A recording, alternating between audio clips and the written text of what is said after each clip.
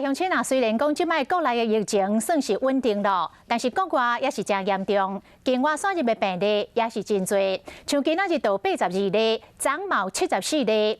讲这个国际疫情，若是阁一直无来收束，那呢台湾边境的检疫的措施，无排除会阁加缩好严。另外，为着要来提悬着疫苗注射率，指挥中心来宣布，从今仔日开始。65岁以上的长辈者去注预防针，不管你是注第几剂，拢要送你500块的礼券。那这里麻烦你资料写下，给你200块。注一剂预防针，可以当领超商的礼券。这好康的消息，当然嘛爱来。来到注射现场，中间疫苗注射站，医药的人差不多拢有来。都是大人认为医药系统的操作做啰嗦。70几岁这尤其是网络的东西，我真的。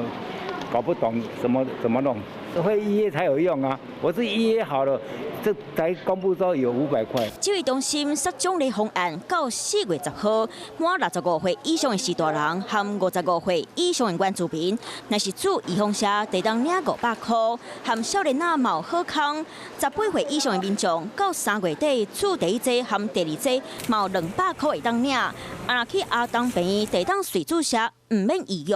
随到随打当中，老人家的65岁以上长辈确实也是比昨天还要来得高，然后目前的比率大概有接近在1/3左右。因为士大人是高危险群，若是个放任检疫机制，就惊出现重症和死亡。加上9号公布入境确诊数是3月以来上侪人的。国外的疫情蛮严重的，使得我们没有办法对那个入境的旅客做适度的松绑。如果说发生群聚或甚至社区感染的风险提高的时候，我们也不排除一些检疫的规定又再度缩紧。指挥中心嘛讲，会继续观察入境采检的阳性率，和国内注第3剂注的人有偌济，各有国际情形，再来评估看边境可能要解封。